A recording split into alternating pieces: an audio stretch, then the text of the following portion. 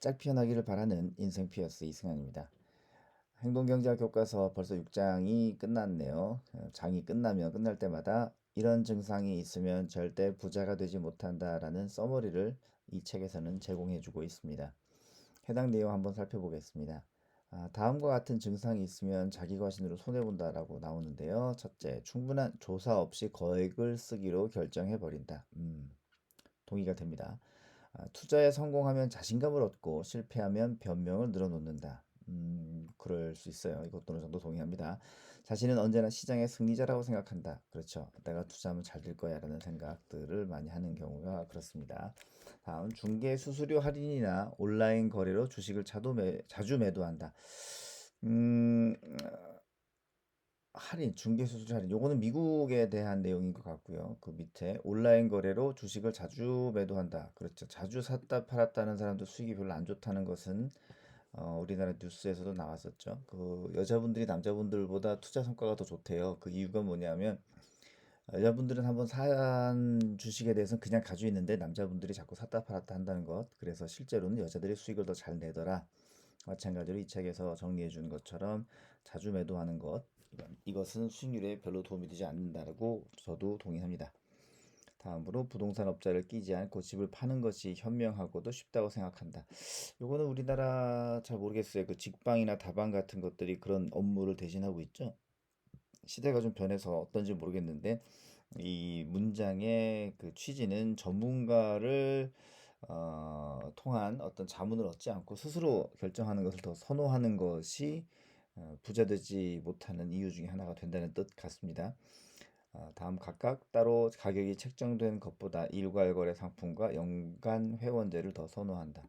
뭐 맞을 수도 있고 안 맞을 수도 있는데 그 마트 같은 데 가면은 묶음 상품이 개별 상품보다 가격이 더 높은 경우가 요즘은 좀 있죠.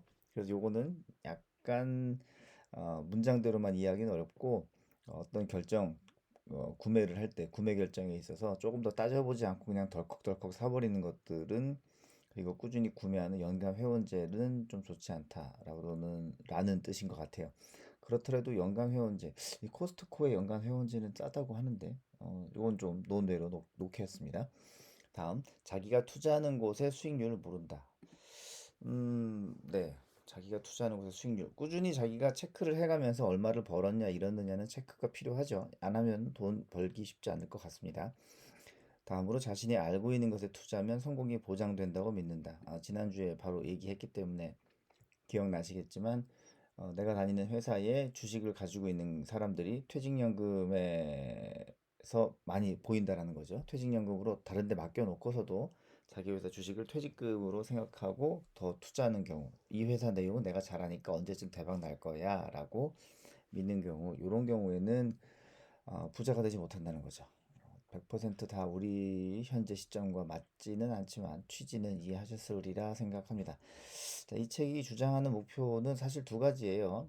첫 번째, 시장 전체의 동향에 맞추려는 대부분의 투자자를 인덱스 펀드로 돌려야 된다는 게 이 책의 취지입니다. 사실은 뭐 미래의 시점을 내가 어느 정도 미래의 성과를 어느 정도 읽을 수 있다라고 착각하는 것 때문에 투자 성과를 내지 못하는 거죠. 두 번째로는 이제 시장 인덱스 펀드로 돌리겠다는 이 목표 달성은 사실 간단하지 않다는 믿음을 어느 정도 전제하고 있다는 거죠.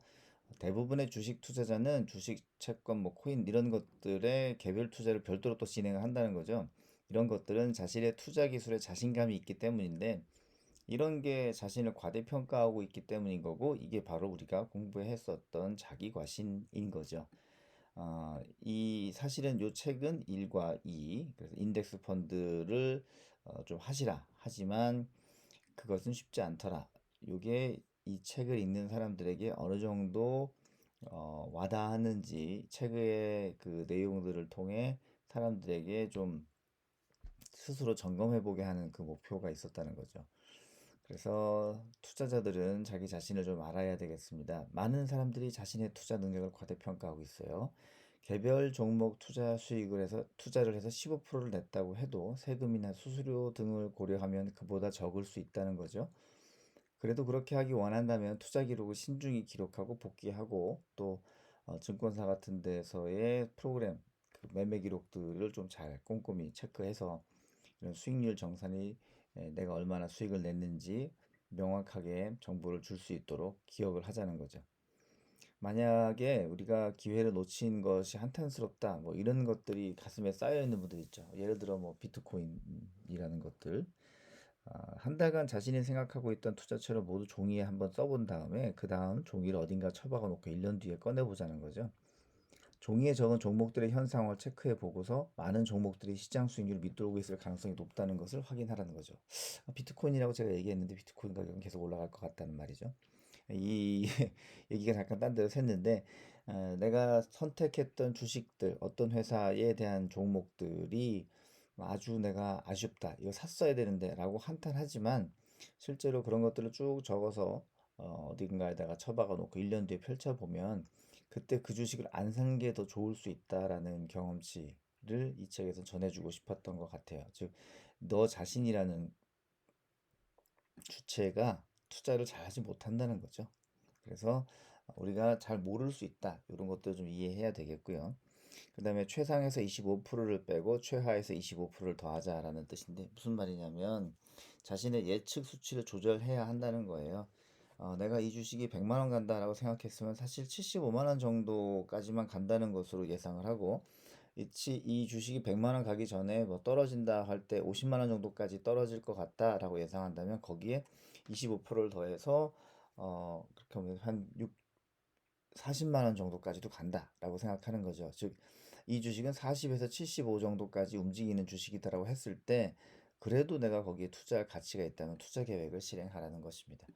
그 75에서 40이라는 숫자가 내가 감내할 만하고 또 지금보다 안정적인 우상향일 경우에는 반드시 투자를 하는 게 낫지 않겠나라는 생각도 해봅니다. 여담인데 그런 의미에서 비트코인이 그런 역할을 하지 않을까라는 과연 세대가 많이 변하긴 한 것 같아요. 자, 그 다음에 마지막으로 다른 사람의 조언을 얻어라. 조언자를 구하는 건 정말 중요한데 그 조언자 역시 자기 과신에 빠져 있거나 무지하다면 어떻게 할까요? 사실은 조언 구하기에 중요한 그 순기능은 하우에 있는 겁니다. 하우. 어떤 생각과 준비가 이 투자를 진행하도록 이끌었는지를 내 머릿속에 어떤 방식으로 이 투자 결정을 내렸는지를 점검받는 것. 이것이 굉장히 중요하다. 이렇게 표현이 되고 있습니다. 자, 이렇게 해서 행동경제학 6장 내용도 정리가 되었고요. 여기 나와 있는 내용들의 가장 충실한 좋은 포트폴리오, 피어선 포트폴리오를 또 한번 살펴봅니다. 작년 12월까지의 벤치마크 성과고요. 여전히 S&P 500과 비등비등하게 하지만 시장 하락기엔 더욱 튼튼하게 하락을 방어해주는 파란색 그래프가 바로 이 피어선 포트폴리오입니다. 모델로 제가 직접 해봤는데 1월 14일까지 425일간 15.5%의 금액 가중 수익을 냈고요. 연평균으로는 12.51%의 수익을 내고 있습니다. 지난주보다 환율도 떨어지고 또 나스닥의 폭락이 있었죠. 그래서 2주 연속 하락이 있었죠. 그래서 두 가지를 더하면 더 많이 떨어졌어야 되는데 보통 연평균 수익률 15%, 금액 가중 수익률 18% 정도 수익을 내주고 있었습니다. 2021년 성과가 꽤 괜찮았죠. 자, 그 다음에 미국 경제에 대한 한번 그 업데이트를 해보도록 하겠습니다. 지난주 마감일 대비 미국 3대 지수가 다우존스가 0.88 떨어졌고 S&P 500이 3% 0.3% 떨어졌고 나스닥이 0.28 떨어졌습니다. 여기가 오타가 있었네. 죄송합니다. 이 포트폴리오는 이제 12월 말일자까지 있었던 요 벤치마크 결과의 업데이트인 거고요. 미국이 인플레이션이 아킬레스건이 되어 있어요. 12일 날 미국 노동부 노동통계국이 발표한 12월 소비자 물가 지수가 전년 동월 대비 7% 상승했습니다. 1년 만에 물가 지수가 7%가 상승한 거죠.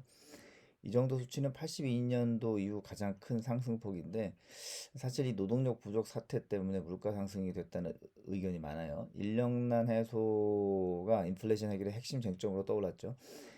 이제 미국의 중앙은행인 연방준비제도 이사회는 구인난 때문에 임금이 올라간 것이 물가 상승으로 이어지는 이런 악순환 고리가 끊어져야 된다. 그래서 기준금리 인상을 꼭 해야 된다. 이렇게 얘기를 했고 오는 3월부터 기준금리 인상을 시작하여서 3번에서 4번의 금리 인상을 예고하고 있는데 이게 세 번일지 네 번일지 때문에 사람들이 굉장히 그 고민을 많이 하고 있습니다. 네 번이면 너무 빠르지 않겠냐, 너무 시장에 충격이 크지 않겠느냐라는 의견이 좀 있죠. 뭐 그렇더라도 미국은 코로나 이전과 비교해서 실업률과 노동 참여율 모두 줄어들었는데요. 무슨 말이냐면 그러니까 일하는 사람들이 늘었다는데 노동 참여율이 줄었어요. 이 말은 뭐냐면 나 이제 일 안 할래라는 사람들이 늘었다는 거죠. 그럼 실업률은 왜 줄었느냐? 낮은 일하고 싶은데 일 못하는 사람들을 대상으로 실업률이 책정이 돼요. 나는 일 안 할래라는 사람들은 빼는 거죠. 즉 노동자 수는 줄어들었던 상황인 거죠. 그래서 일하는 사람이 줄었다는 뜻인데 그럼에도 불구하고 IT 기업이 지원하는 이 업무 자동화 영향이 꽤 크게 작용하는 것 같습니다. 2022년 미국 기업의 순이익률 예상이 한 20%대로 전망되고 있거든요. 그래서 사람이 없어도 일이 잘 돌아가게 되는 그런 시스템으로 미국의 기업들이 체질 개선이 된 것 같습니다. 어쨌든 코로나 때문에 미국 기업들의 이익률은 그래도 견조해지고 있고 전 세계에서 가장 돈을 잘 버는 회사들은 미국에 다 모여 있는 것 같습니다. 미국에 투자하는 방식이 아직도 자본주의에서는 가장 중요하고 안정적이고 보증수표 같은 투자 방식이 되지 않을까 싶습니다. 이렇게 해서 1월 달에 두 번째 주 행동경제학 교과서 내용과 피어son 포트폴리오 투자 성과 보고를 마무리합니다. 한 주간 건강하시고 다음 주에 또 뵙겠습니다. 건강하세요.